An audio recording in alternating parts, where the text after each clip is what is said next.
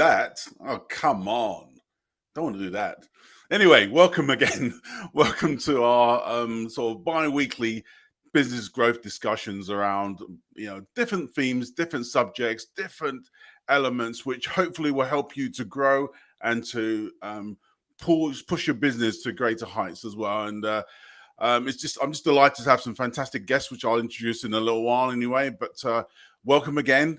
We are live on LinkedIn, on YouTube, on Facebook, on Twitter. So there's no excuse. Anywhere where there's a social media platform, we are there. So it's been a pleasure to have you all again spending this lunchtime hour with us. So just take it easy. Probably have a pen and paper with you, a cup of coffee, probably your sandwiches. But ultimately, we just want you to enjoy this session, which will hopefully give you some food for thought in terms of how you can apply some of these principles into your business going forward. So we're talking about today marketing that grows your business, not kill it. I appreciate a little bit of a clickbait, but ultimately it's a truism in many respects. And so just going forward as well, I just want to introduce myself. I'm Wayne Wright from W Square Solutions. Our business is helping companies to grow. We work with CEOs to help them to really understand what it is, the keys to growing their business effectively. We understand that journey because we're entrepreneurs ourselves. We understand what it is to start, grow, and exit businesses. So we help people along that journey to potentially exit their businesses and do really, really well as well. So I'm going to introduce some of my fellow colleagues. So first of all, I'm going to start with Miranda Chapman. Hello, Miranda. How are you? Hi, Wayne. Hi, everybody. Good. And Miranda is the managing director of Pillory Barn, founded by Roger Hills. Pillory Barn's a leading Kent business, digital and creative content agency with offices in Maidstone and Sandwich. And Miranda's enjoyed a real vibrant career in marketing and communications, having previously worked at senior management levels for News International. You remember Rupert Murdoch's famous staple business there, now News UK, and obviously the KM Media Group as well locally here. And Pillory Barn now is known as a leading B2B marcoms agency and specializes in inward investments, placemaking, economic development and construction. And the current projects include Otterpool Park Garden town, the sort of full service comms around that Park Garden town, Dover placemaking. They do a lot of work with locating Kent in terms of around inward investment and supporting Homes England on various strategic UK developments as well. Miranda's an expert in business strategy, which I can attest to, and has an interest in social marketing, the study of behavioral change, and but also, more importantly, she has a wealth of connections. So it's important if you want some of that real world contacts with some of the sort of top place individuals in terms of movers and shakers around the UK. Miranda's a wealth of connections, sits on the boards of Kent and Medway Growth Fund, which is a program of financial support to businesses in Kent. And she's also a governor at East Kent College. So welcome, Miranda. Thank you very much. Made me sound great. And our next guest as well, which I have on the screen, is Jessica. And welcome, Jessica. And Jessica really is an experienced sponsorship, promotions, and digital account manager with over 10 years working in the broadcast media industry, and very much a practitioner and skilled in advertising sales, marketing, and event management. And the reason that Jessica is on here, because she represents global. I mean, these guys are just massive. The UK's and Europe's largest radio and outdoor company. And Global is home to respected national market media brands across the UK on DAB and FM, radio player, radio that including Heart, Capital, LBC Classic, FM Smooth, etc., etc., etc. But what most people do not know is that Global is also one of the leading outdoor companies in both UK and Europe, with over 250,000 sites, reaching 95% of the UK population. So, all that digital stuff and broadcasting you see on billboards all over the UK, yes, that's run by Global. So I didn't know that, but that's just incredible as well. So Good to have you, Jessica, here today. Thanks for having me. Jane is on. I'm not quite sure she'd be able to make it today, but ultimately it's going to be just yourself, Miranda, and Jessica today. But hopefully Jane will be able to make it a little bit later. But we'll grab her on if she comes into the show. So, but in the meantime, it will be just the three of us today as well. So, like I said, plenty of experience around the table. Come on, guys. Plenty of experience around the table to help us through the myriad of questions that I have for us all today as well. So let me just sort of set the scene anyway for us today. And of course, we're going to be talking about marketing that grows your business, not kill it. And certainly, we're going to be talking about initially the whole element of a sort of an introduction, just really helping us to understand where we're going today. It's going to be an hour, so we'll be finishing bang on 2:00 as well. And please, in your particular social media feeds, there will be chats, etc. So please just feel free. Any question, anything that you wanted to raise that is relevant to you, your business, or just a general question, please don't hesitate to include in the chat. We see all those chats from all those feeds, would you believe? Yes, we see everything from everywhere. And so, we'll be able to pick up those questions. I'll be able to then facilitate those questions either as we go through or at the end as well. So we'll have some time as well for some additional questions as well. So please, if you've got some questions, would love to hear from you as we go through the presentation and the discussions today as well, going forward. So enough of that. Let's get to it. Come on. And I think for me, the reason I brought this subject up really, ladies, is because one of the things that I was quite aware of when I was speaking to a lot of my clients was the element of that, when people look at marketing, they look at it as a bit of a, how can I put it, an expense, for want of a better word. Nice to have, not quite sure what it can do.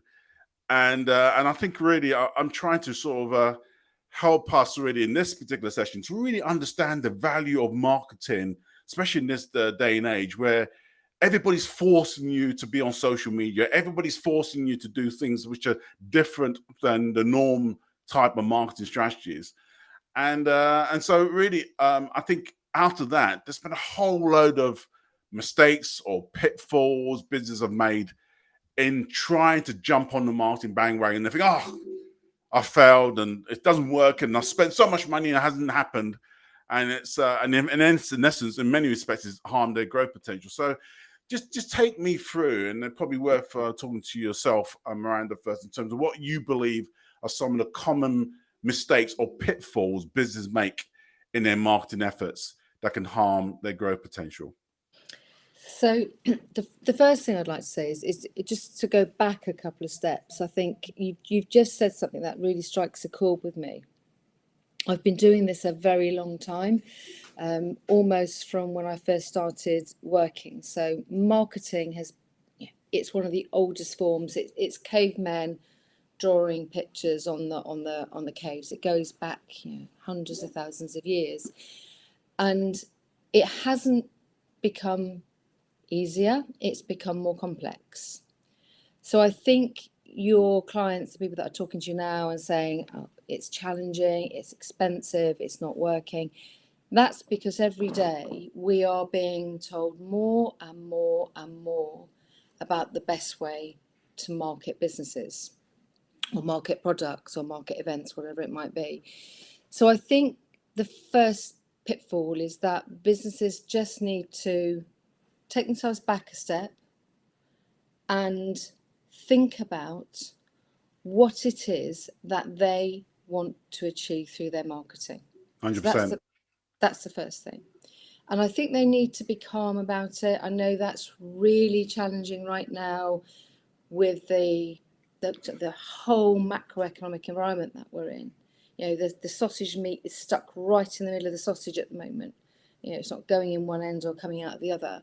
So I think I would urge all businesses to just take a step back and think calmly about what it is that they need to achieve. What does good look like? That's what we always say to our clients. What does good look like? I think the second thing, as part of that process, and I see this happen an awful lot, people don't draw their client. Now, Jessica I actually learned through radio. So I've been really lucky in my career to work in lots of different media. And it was actually radio that taught me to draw my typical listener. Back in the days when I was working with radio, it was a very certain type of listener, which I won't go into that profile now because it definitely doesn't fit today's marketplace. But I was taught to physically draw that character, get it down on a piece of paper. Who was the person that I was marketing to through the clients that I was working with? So they're called customer profiles, they're called personas, there's all different phrases for them. But I would say nail that first as part of that process that you take yourself through to say, what does good look like? Because if you don't know who you're speaking to and you don't know what those person's interests are and you don't know what they want, you're going to fail. And then one more thing, because I love Steve Jobs. I thought he was really clever the way that he worked in threes. I would say, and I really, really urge everyone to do this, be consistent. Right now, the easiest thing to do would be to stop everything that you're doing because you don't quite feel that it's working. I would say if you even do 25% of what you're doing, keep doing it. We'll come back to things like evaluation, I'm sure, later in the conversation, but they would be the first three things I would say that I believe really hampers businesses when they're looking at their marketing. No, 100%, and I like the element of the sort of the focus around the key customer, and we'll touch on that as well. As I'll probably have an add-on question, but I want Jessica to add to the sort of narrative around that. I think Miranda's covered a lot of it. So initially, I would say exactly the same. Whenever I'm speaking to clients, it's ultimately what is your end goal? What do you want to achieve, and what is the outcome from a marketing campaign that you wish to run with us? And then we would delve into finding out who that customer's audience is. So if you're failing to understand who your audience is, then the campaign's going to fail in general. You need to really understand who your customers are. Whilst you have a lot of clients who want to reach everybody, we can't be everything to everybody. So really to define that, again, similar to what Miranda said, is absolutely key. But also to add to that, what I would say is, don't rely on a single channel in terms of your marketing. It's really important to learn to diversify what you're doing and don't rely heavily on one particular stream. Print marketing, for example, you really have to find where you can engage with your particular customers and then go after them. But absolutely what Miranda was saying as well, times are difficult for businesses right now, but the one thing I would say is absolutely don't stop advertising. If you stop advertising, then you're going to lose your share in the market and your share of voice. And when things do bounce back, if you can continue to remain steady, then you will achieve, your ultimate goal and your growth in the long run. So that's all I'd add to that, really. 100%, and I think for me, when I see a lot of businesses, the big mistake that they make is not really understanding who their customers are. So and they think marketing is going to solve all the pieces in terms of getting those customers, but they haven't really defined it. And I think I think you mentioned it in Miranda, taking that step back and doing two things. First of all, identifying those customers and identifying what do you solve? What's the pain that you solve out of those, of the customers that you're looking to achieve? What do you have that's unique and different that people will buy from you rather than from anybody else? Because if you're not able to convey and articulate that clear message, then no marketing campaign, doesn't matter how much millions of you spend on it, because you're not able to articulate what you do very well, and also more importantly, get over to those key customers that you hope to achieve. So how do you help those customers not fall into that trap? If do you want me to? Yeah, sure. Go. I thought this conversation would be quite organic. It's interesting that I'm sitting in our office in Maidstone, and I've purposely left this on the board here. So I think Can we zoom in? I don't know. You Mentality. send you a copy of it. I think our digital director might be listening. So Mike Smith takes our clients through.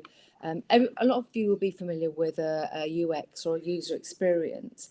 So one of the really clever ways, and I think UX doesn't just work for digital and websites. I think it works really well for almost. What do you mean by UX, Miranda? User experience. So, okay. So Mike will take clients through a wheel of questions, and the very first one that he will ask them is, what is it that you want your audience to see, feel, do in the first 9 seconds that they arrive on your website? So this is particularly a web process. But if you take the premise of, how do you support your marketing? That's a really good thing to do with your business, is just ask yourself, you've got 9 seconds. It's the old lift conversation. It's what we used to say back in the day. You're in a lift and there's an alien in the lift. What is it you want to say to that alien in the lift about your business? So I still think that stands today. We've refined the way that we do that, but it's a good discipline to take yourself through.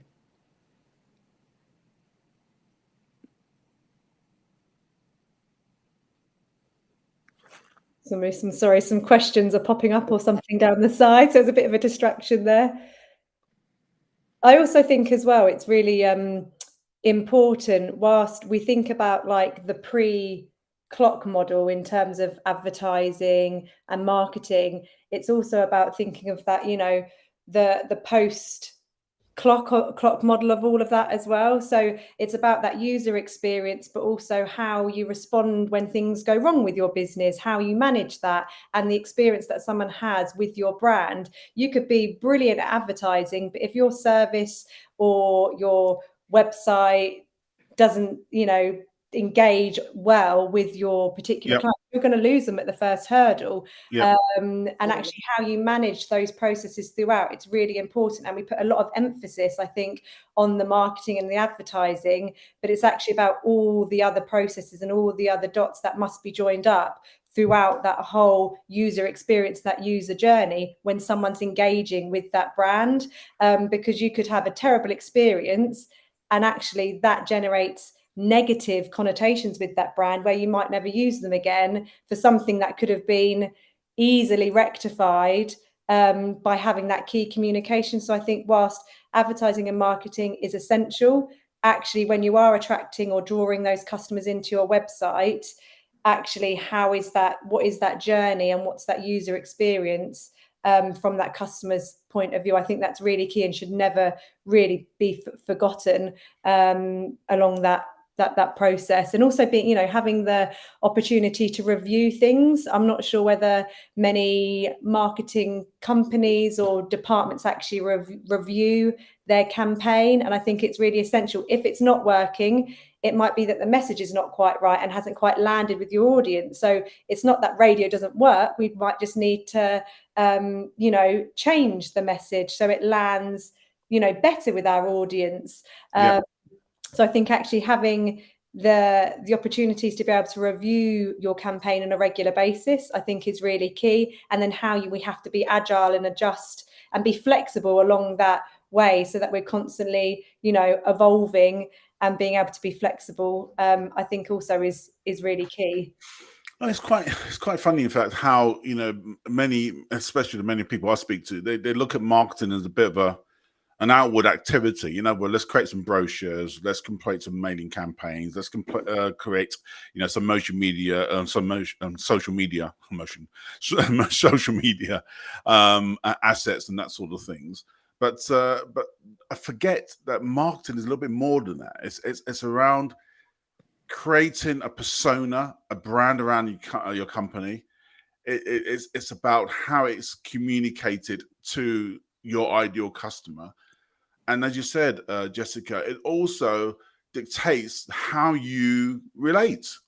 It relates your culture and values and how you treat that customer through the whole journey, the whole experience. And it's amazing how people think that just sending out a brochure is going to do the job. You know, it's more than that. And I think, you know, when you like we're talking about that stepping back bit, it's not only just a understanding in terms of, you know, your proposition in terms of what makes you unique and different, but it's also how does that voice and brand and culture and values get pushed through the organization, and your customers have that sense of it. So I don't know if you want to speak on that aspect, Miranda, as well.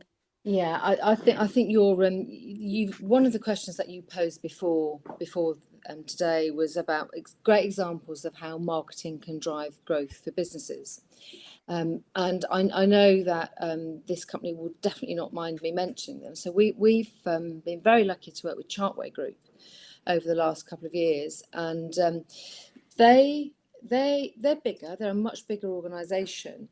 But one of the things that they did, so their particular project was looking at their brand. So it was an opportunity. Change was happening within their business. Time to look at their brand and to evolve their brand. But they were really smart because alongside that process, and you've just mentioned it, Wayne, they also looked at their company culture. Oh, we've lost her. Bless. And she's in the best web environment. Oh, she's back. Bless her. So I was saying that with Chartway Group, they were really clever because alongside their brand evolution, they invested in looking at their culture. So that was an internal process. And they really dug deep. They spent a lot of time with their staff. They had away days. They invested time in working with their staff to talk to them about what their values were. It's a very diverse business, so it has different divisions. They do different things. So they dug deep. That we've been talking about personas. They really dug deep into who their customers are, how they might differ from one customer to another, and they looked at culture alongside their brand at the same time. And I think that's something that can really drive business growth if you look at marketing alongside culture. You okay? Yeah, can you hear me, Wayne? Yeah. You're all good. Yeah, good. So yeah, I mean, I think that's a really good example of, and it was you that raised, you know, looking at culture as well as marketing. 100%. Those two things go hand in hand together. Yeah, Jessica. No, I think that's bang on. And with Chartway, you know, people are going to want to work with them if the culture is right and aligns with the values of the people wanting to work for the business as well. So yeah, I think you've answered, you know, really bang on there with that. Do you have any more examples on your end in terms of you know, sort of certainly on the billboard side, because I'm quite fascinated in terms of that sort of brand recognition and brand exposure from especially the digital boards that are coming through. You got any couple of case examples around that? Well, in terms so for me here in Kent, so whilst we can obviously sell advertising right across the country, predominantly here we're really strong in buses and bus formats. So that's obviously externally on the back of buses. But I would give a recent example, and again, I'm sure they won't mind me mentioning them, but I've worked very closely with a theme park in Holland called Efteling, and they're a 3-hour drive from Calais, and we worked quite heavily with them before COVID. But obviously, when COVID struck, you know, travel wasn't allowed.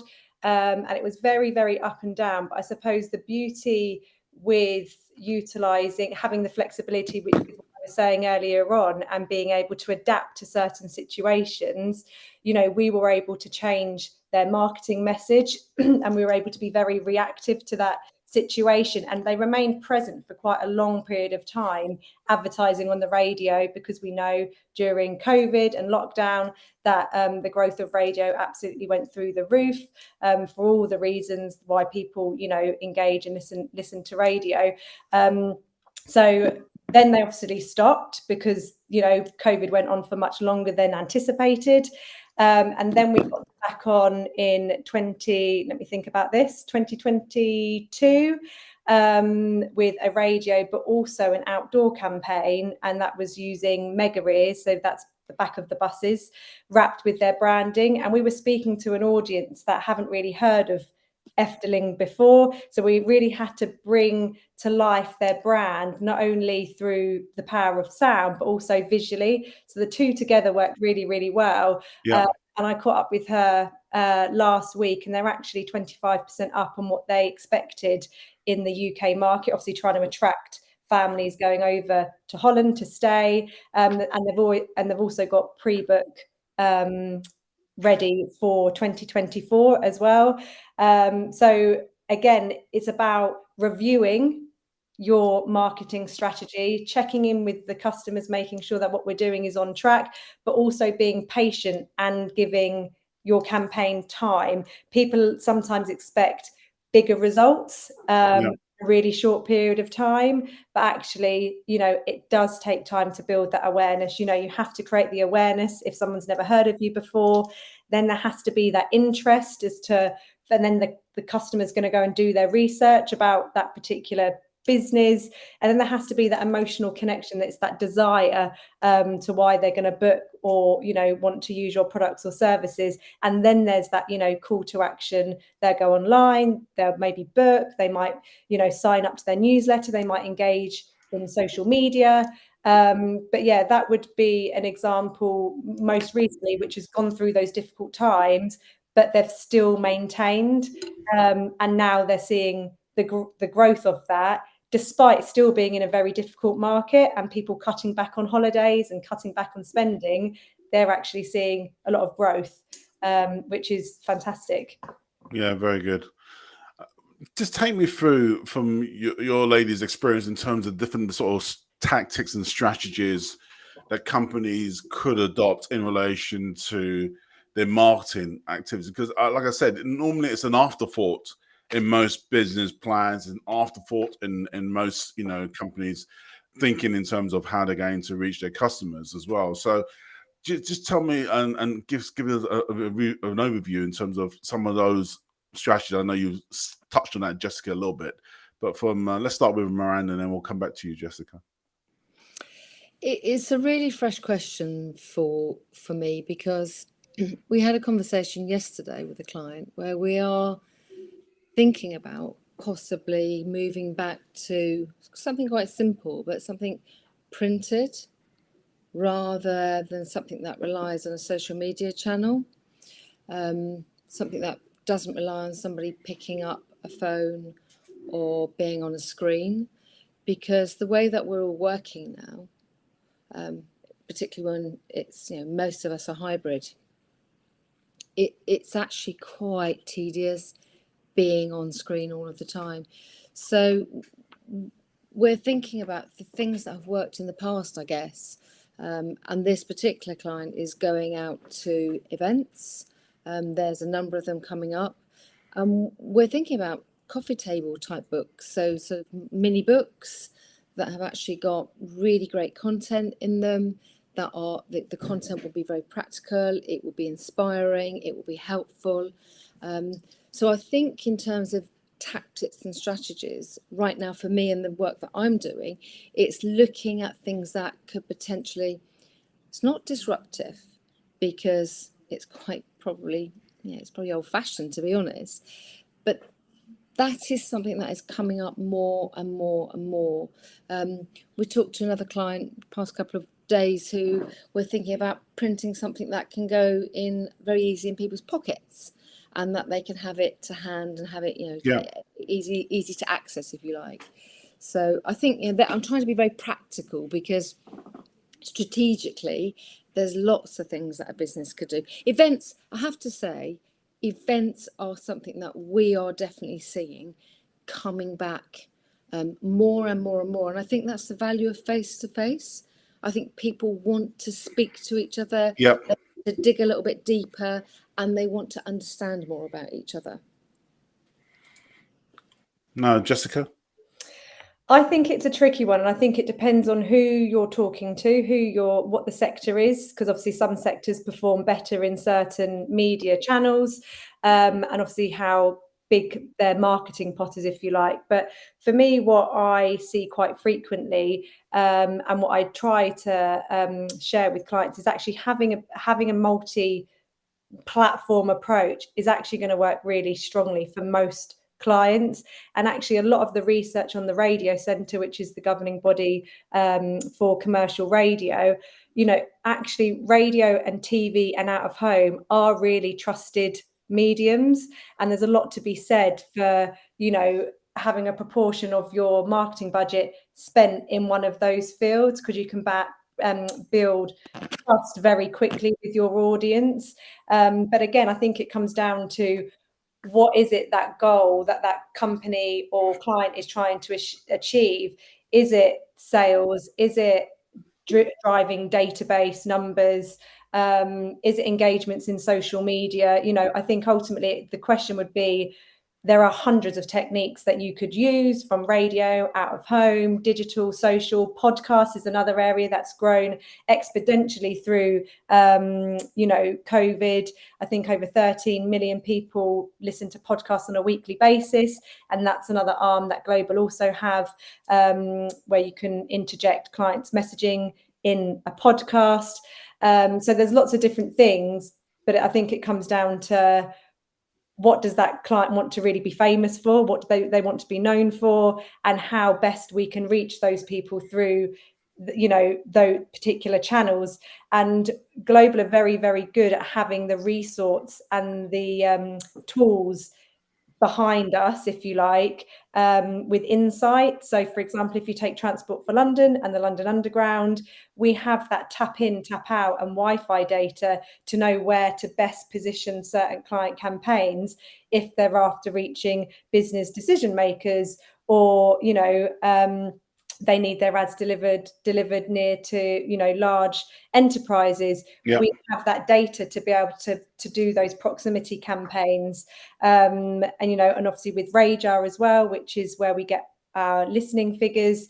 There's a lot of data that we can tap into to make a really robust campaign for clients. But again, it comes down to budget, what's the message, who do they want to reach, and how can we connect on that emotional level with their particular customers. So it's not one size fits all, really, is what I'm trying to say, Wayne. I think it's no, sure, and hopefully everybody will come away from this realizing that it isn't. It's a menu of approaches and sources, but understanding your client is the number one thing, really. If you understand your client base and where they live, what they listen to, what they sleep with, whatever it is, you got to be able to really get under the skin of those key customers and then find the channel and activity which they resonates with. I'm just, the reason I brought your lovely ladies on was that because, everything at the moment is social media driven. We're on a social media platform even as we speak.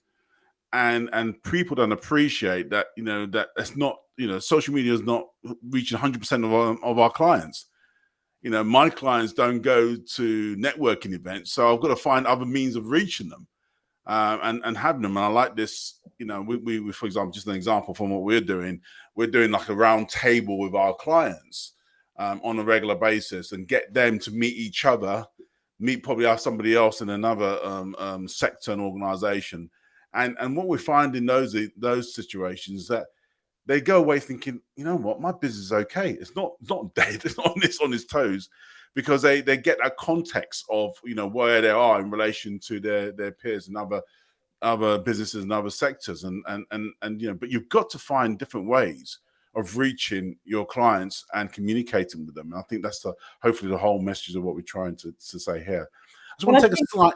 Sorry, go on, Jessica. Sorry, I was just going to say, and I think lots of businesses these days feel the need to have to be on social, which I absolutely get. But then it's like, how well are you doing it? Because if you're not doing it very well, then it's actually going to have it's going to be damaging to the brand and the business. So you're better off forgetting it altogether. I haven't got an example, but if you look at TikTok, TikTok has massively boomed, and Snapchat. But it doesn't mean that every company has to jump on the bandwagon with TikTok, because it might not be right for the business. And, Miranda mentioned earlier, we spend a lot of time connected to the internet, but equally, therefore, lots of digital ads and display can actually be dismissed because it's being chucked at us so often that it doesn't really resonate with us, because we can just scroll on through those posts that we see. But I suppose it's the repetition and reaching people, as cliche as it says, as I say, on different touch points. Yeah. Not one person is only ever exposed to the internet. They're exposed to radio advertising, to outdoor advertising, to, magazines. There's lots of different ways that you can reach your customers. But I think some clients get caught up in the moment of what's kind of in, but actually might not be quite right for their business, their brand, and what they want to achieve. And I think this is the absolute key of marketing. Way back in the good old days of big ad agencies doing the big campaigns, there was one word that used to work every single time, and it was free. The word free. And Jess, you said it earlier on, this emotional connection with people, they are being blasted all of the time. But if you can give people something, if you can help them, give them something, it's not free nowadays, because none of us can do free. But if you can help them, if you can resolve a problem, if you can take a worry off of their mind, whatever it might be, this, I think, is the absolute nub of marketing. Just be helpful. And that is that emotional connection. However they're receiving it, you've got to make sure that you are giving them something back. Yeah. 100%. Just taking a little slightly detour before we go into our final question anyway. But one of the things I think, I can't remember, it may have been you, Jessica, been saying, is an element of consistency, or maybe before we were came on air. I just want to explore that, because that is one of the mistakes that a lot of companies make when things are really tight. And let's face it, guys, I appreciate the press always want to hype up doom and gloom, but the bottom line is that interest rates are going up. The banks are looking really shaky at the moment, really shaky. I've got businesses in the US; they're really shaky over there. So the whole economic climate can be looking a bit precarious in a way, and certainly the whole idea is like, okay, we need to just create this war chest of cash, and part of that element, when everybody buckles down, the first thing that goes is the marketing spend. 100%. So can you just talk to that in terms of what people should do? And I appreciate, I'm not saying that, you should completely not do that and build your war chest. Super important. But clearly there's going to be some wisdom in terms of not doing it so draconian, and allow, you to understand the bigger picture of marketing, no matter how small you are. And I'll give you an example in a little while from my own companies in the middle of COVID. But please, ladies, probably Miranda first, just speak to individuals who are thinking, this is not working. We aren't quite sure where it's going, and things are getting a bit tight, and I need to just sort of back off, really. I can't do this. I can't do that. I can't spend any money on marketing. Just want to speak to that, Miranda. Thank you. Okay, so obviously we're an agency, and we're a full service agency. So I'm going to speak to two things. People listening are possibly small businesses that aren't using an agency. So the first thing that I would advise is speak to your teams, however small and whatever anybody's role within the business. Go out and ask people what they think. How do your people think that they are going to get through certainly the next 6 months? Because I agree with you, Wayne. I think the next 6 months are going to be really challenging.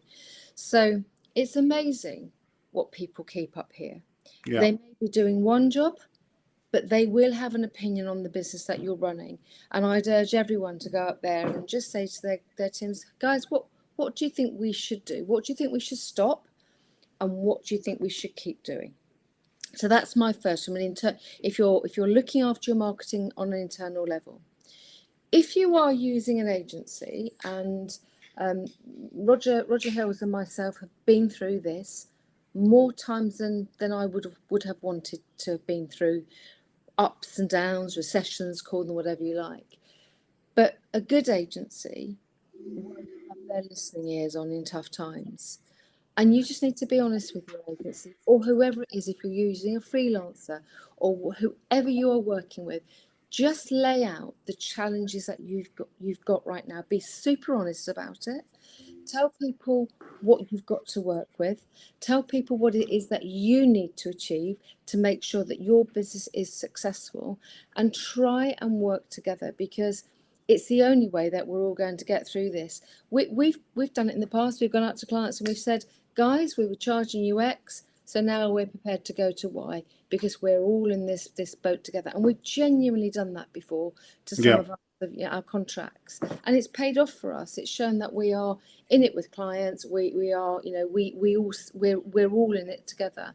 So the other thing, and it was something when Jess was talking earlier, I'm not here to promote radio over any other channel. I love newspapers. I love all media, but organisations like Global, genuinely, they're like a business consultancy. So when you're using people like radio, newspapers, they all have great people within them that will also advise you for nothing, really. You may not book, you may not part with any cash, but the conversation that you'll have with them will be really useful. And I urge everybody, I know what my business is. I know where I'm going to go and get my business. I've got a strategy. So I don't mind, saying these things about other people, other radio, newspapers, magazines. So there's lots of things out there that you can do right now. Just don't despair, and definitely don't stop. Even if you just choose to do one thing, keep doing it. No, 100%. Jessica? I really value your comments, Miranda. So thank you very much. And I think actually that's very, very, very key. When clients speak with me, they're not just having me, I'm the face of Global, but actually I've got a team behind me, from a creative director to, who has to work with me and the client of how we're going to execute the message, either be it on radio or outdoor, and how is that going to translate to the audience, and how is it going to be consistent across multiple channels. Obviously, I mentioned the insights team, so there's a whole depth to Global that people might not know. But ultimately, my advice would be step out of your comfort zone as well a little bit. Like, some people might not have the knowledge about press or SEO or PPC. We don't do those things. But go and speak to the experts that do, to be able to build your knowledge, to then know how you might need to diversify the business or change to keep up in this, this difficult time. But I think also is understanding the client's pain points and how we can get through that. And often I speak to clients and they say to me, I'm surprised at how little radio costs. I thought it was going to be much more expensive. So there's a perception that people have of Global, that out of home advertising is going to be really expensive, or radio is going to be expensive. And actually, it depends on what you're comparing that to. But until you have those conversations, you're not wasting time. But for me, I like my prospects or clients to come away having learned something, and know that even if it's not right for now, because of whatever time that we might be in, at some point it may be right for them, and they've got that knowledge and insight into what we could potentially do for them. But I think in terms of adding value is really, really key. And with all the different companies that we speak to here at Global, is being able to grow your network and help other businesses as well, in terms of giving referrals, sharing best practice. Yeah. When it was COVID, we saw that, through and through. There was lots of stuff set up on Zoom with meetings of how to diversify and how to, keep your business alive during the pandemic, all these free webinars. But actually the power of networking, the power of communicating, and sharing knowledge, I think, is also really, really valuable for businesses that might not quite know where to go. And just ask. You're not wasting anybody's time. That's No, our sure. job, is to have a conversation and help guide you back on the right path. And I think a lot of clients go, we don't want to waste time, or they don't know where to start. But start just by picking up the phone and making those conversations with the people who are experts in their field. Yeah. Just give you a little anecdote, a nice little segue from what you just said, Jessica. In 2008-9, we had what is known as the banking crisis, and again we had turmoil within the business world as a knock-on effect on that. And I remember in my business, we went through a real difficult time, 18 months. One of the businesses even failed during that particular period of time, so it was very, very traumatic. But coming back to 2020 and the COVID situation, one thing I learned very much so was this element of consistency. And so when COVID happened, clearly we just said to our clients, look, just ease off, you don't have to spend any more money, whatever it is. And we had this sort of 3 months hiatus where we just helped our clients to work through some of those issues and whatever it is. But the only reason that we survived is that we built on the principles of what made us, fail in 2008 in relation to one on the business, in terms of having that war chest of cash, ensuring that we did the right things going forward in terms of building the business. However, the one big thing that I learned, which I implemented, was that we spent 4 times as much on our marketing budget than we did on the year before. So you think that's a bit oxymoron, COVID, nobody's spending any money. What's going on? But we spent 4 times as much money on marketing. And you know what? That fueled our growth, going through picking up new clients all the way through 2020 and 2021, having been our best year since. So that consistency, being in the top of mind of people, realizing that we're here to help, realizing that we're not going away, because everybody else backed off. We were the only voice in town. And if you notice, and most people don't notice, I mean, obviously the whole landscape has changed in terms of how we communicate to our clients. But in the olden days, and sorry, I've got the baldy head and grey hair to prove it, when you sat down in the evening watching your TV or whatever it is, when those recession times happened, the only people that were still advertising were the big brands. Because they knew that coming out of the recession, one, they get more market share. Yeah. Because everybody's aware of them. Yeah. So really, again, that consistency element is so, so, so important. And I just want to, hopefully all of you guys will take that away. Don't stop. Even if it's dripping through, you may dial it down a bit, but keep top of mind to your key customers. They need to know that you're still there.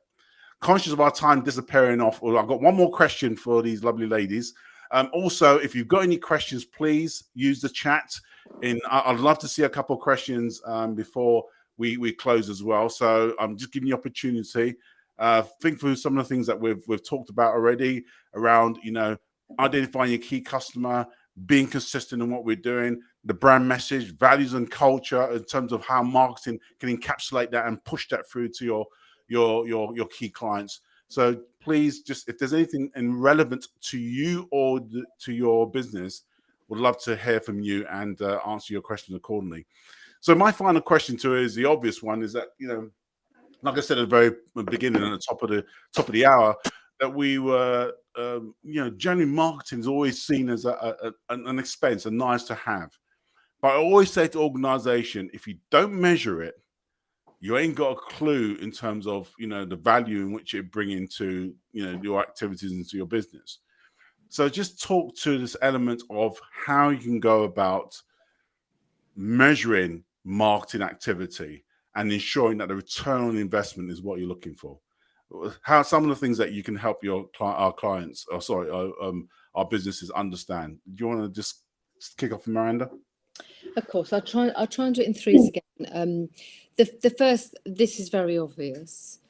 Social media is actually brilliant because it is it's very easy to analyze social media. We have a plethora of tools that we can use. So What I would say with that, and I've heard this phrase before, you can get into analysis paralysis.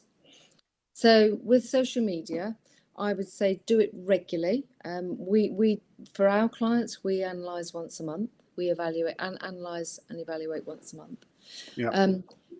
But don't just do it for the sake of doing it. Be really honest about it. Strip it back and look at how that, if it's engagement that you're looking at, can you demonstrate whether that's actually resulted in a touch point? It might be a sale of something.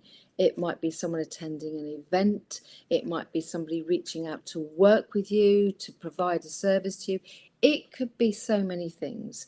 So I would say with social media, look at the tools that are there at your disposal. If after this anybody wants me to advise what tools are great, we've got a whole group of people here that would willingly give their advice on what are great tools. I think the next thing is, and I'm going to particularly pull out PR. Yeah. Good. PR is still alive and kicking, very much so. Yep.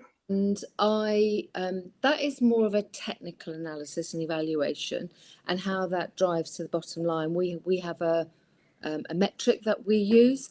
However, most of the clients that I'm working with love to see their PR on a monthly basis. I will just put a little caveat out there.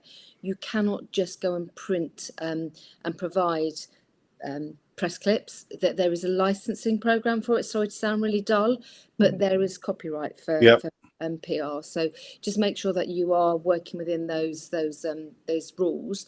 That said, it's really great for our clients to use PR to show physical clips, online clippings, physical clippings to their business networks. That's a really good way of evaluating. When I'll give you an example.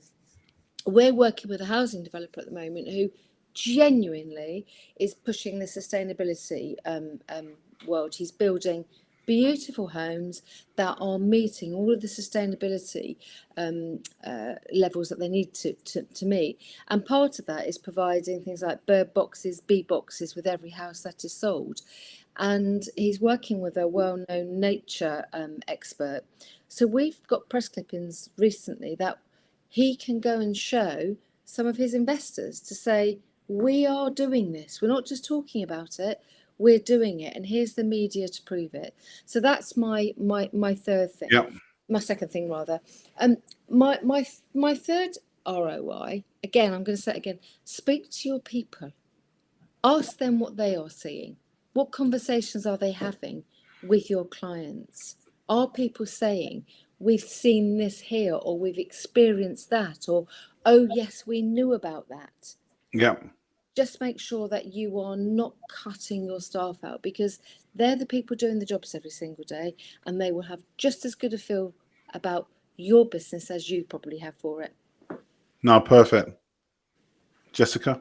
I'll just add a couple in, obviously, the streams that I'm kind of working with on a regular basis, but I'm often faced with, especially if we take radio, for example, how do I know if my campaign's going to work? It's that constant battle of, well, actually, it is really hard to measure it.